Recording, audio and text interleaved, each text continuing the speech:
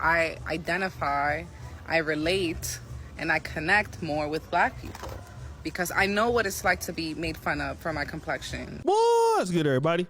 It's your boy, O'Shea Duke Jackson, back at it again with another episode of The Celebrity Junk. Of course, a lot of brothers and sisters are out there talking about the black and brown coalition or lack thereof. As you know, ICE is out there. You got some black Americans that don't like ICE. I'm finding out there are many black Americans that do support ICE. And really, it's because ICE is deporting many Hispanic illegals. And for a lot of black people, it's not that they, hate Hispanics or anything like that. It's just a taste in some black Americans' mouth about the relationship between the black and brown community. Many blacks feel historically that blacks have opened the door for all Latino groups, in particular Hispanics, Mexicans, if you want to say that, especially Mexicans rather, Puerto Ricans, Dominicans. And then when it came to caring about the issues of blacks, these same individuals have been quiet on the issue.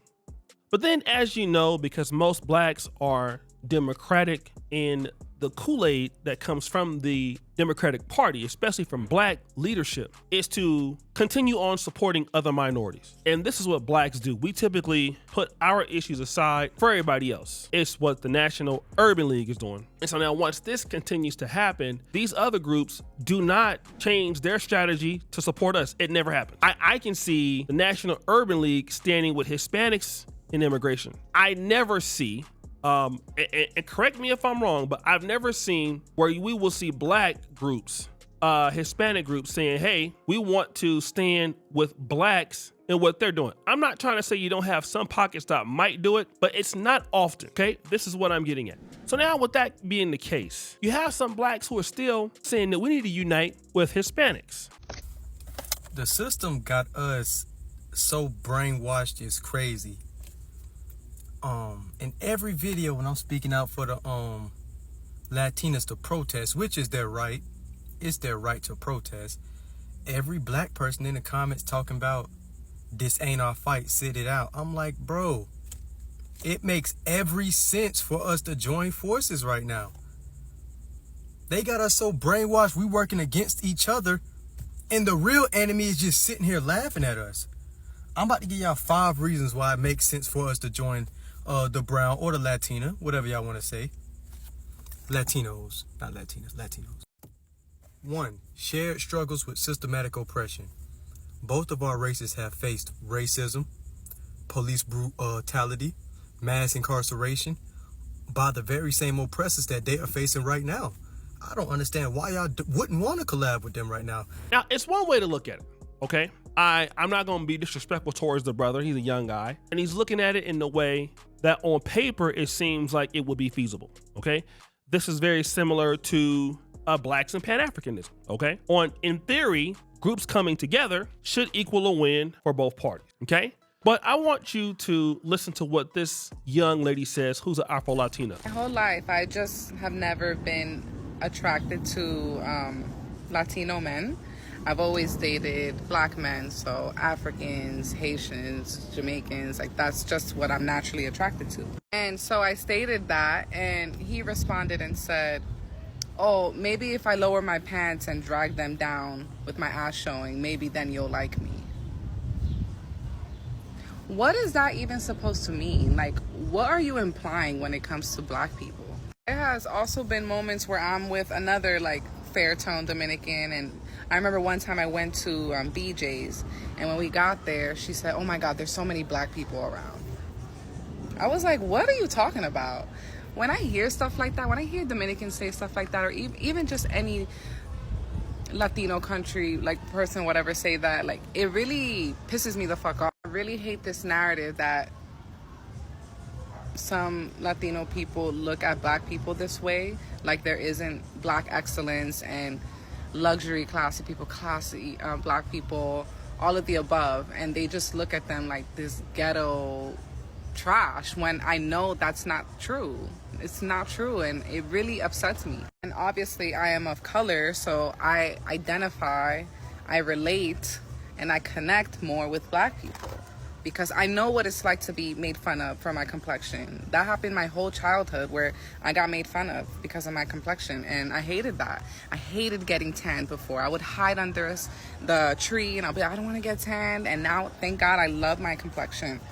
But literally, it's comments like that as to why I'm just don't connect with the Latino culture. So, as you hear the young lady is saying, I am an Afro-Latina. I am a Black Dominican. For years, I have been made fun of because of my color. She's a beautiful young lady, by the way, okay? And I feel more comfortable dating Black men, Jamaican, Haitian, African. And now, when these lighter guys want to date me and they find out that I have a relationship with some of these Black guys, all of a sudden, the conversation goes to, well, maybe if I lower my pants, you will appreciate me, okay? So what does this say?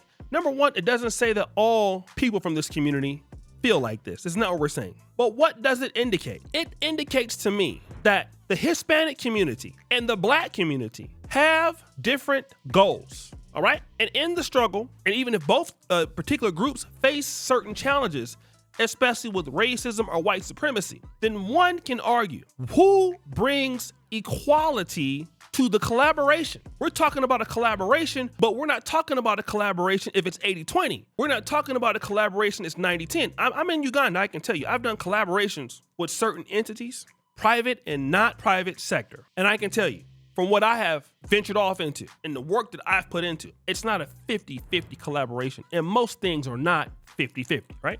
And let me tell you what happens. When you go into a collaboration, a business partnership, or any kind of partnership or relationship, at any point in that collaboration, if you find out that the person that's in the relationship or business situation with you is not giving their all and you're giving your all, you will grow to spite that person. And this is the relationship I think that Blacks and Hispanics have right now, because what you hear is the Blacks saying, well, we don't want to support you guys because we feel like you haven't supported us. And there are videos where guys are saying, hey, listen, I used to not really care about Black issues, but since it's happening to us, now we care. And so now, once you hear that, people are like, no, I'm good. I'm good. No, you can handle it by yourself. You're better off focusing on your issues. And we got to look at collaborations. You can only be in collaborations with people who want the same thing for you also. Like, you can't be in the collaboration based on survival. You got to be in collaboration based on the fact that you want to give value to somebody. Imagine you getting into a relationship with a woman and you feel like, well, in order for you to be in that relationship, you always have to give more of yourself, and that person can just receive. I can tell you, when it comes to the Black and brown correlation, this is exactly what Blacks think. Many Black Americans feel like this, okay? When it comes to the collaboration with Africans or non-Blacks, outside of a few groups, like maybe some of the Caribbeans, Haitians, things like that, outside of maybe those two, with the rest of the Black world, I can tell you, a lot of Black Americans look at that, and it's worse with Latinos. But where is the benefit? What about us? What do we get out of all this in that situation? And you look at the comment section, the way he's talking, all the Latinos supporting him. Oh yeah, because it benefits you. If it was the collaboration that benefited both sides and there is respect for each other's community, it'd be fine. I don't know how many Blacks have complained about, Latinos coming to our community. We support them. We support their business. We buy tamale trucks. We buy food from them. And when it comes for us coming over to their house, now they act like they don't want to talk to us. They don't. Now it's different. Now this is in Chicago I'm talking about, and in Southern California. Northern California tends to be a little different. So shout out to the Hispanic community in Northern California, because I grew up there. They tend to be a lot different than what I hear about in Southern California. I live there also. But we got to stop thinking about we need to collaborate and join forces with other groups when they don't understand our problem, respectfully. We don't understand their problem, respectfully, okay? And the collaboration is not going to have parity because we see it from different sides, biased sides. You can't have a collaboration with somebody who don't understand your struggle. And that's the issue. It's almost what's going on with Pan-Africanism. An African migrant, and a Black American, and this is somebody who's in the Pan-African community. But here are the hurdles that we got to cross. We're still in the same diaspora. We're more similar, even with Black Latinos. But we look at the world differently.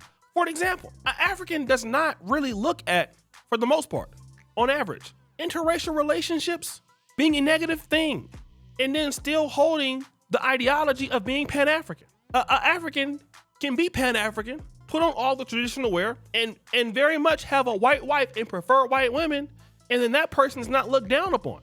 But that is the complete opposite in the pro-black version of Pan-Africanism. The way that Black Americans look at Pan-African, even the ones that are not down with the hashtag FBA movement, but I'm talking about the ones that are more militant. That is a contradiction. And the reason why the contradiction is because an African and a Black American are two different understanding of how life works. Similar in certain things, different than the other. So when you want to collaborate with somebody quite naturally like that, the outcome is not going to be equal because of the lack of understanding of the person's problems. And that's why somebody told me that. He said, listen, man, you got to stop looking for parity when you live in Africa. You got to take, if you get 80-20, 75-25, but you can't look for 50-50. And I'm telling you, if Black Americans in America, working with any group, you're going to look for 50-50. And the moment that person don't bring that 50-50, Black Americans ain't gonna wanna hear it. They ain't gonna wanna hear it. So we need to stop even creating a further wedge with the Latino community by even trying to consider a collaboration, because this is why we're there now with the Latino community. This is our gripe now. And it will do nothing but cause a further wedge. So guys, what do you think? It's your boy O'Shea Duke Jackson back at it again with another episode of The Celebrity Drunk. For all you do, subscribe to the bell. We're out.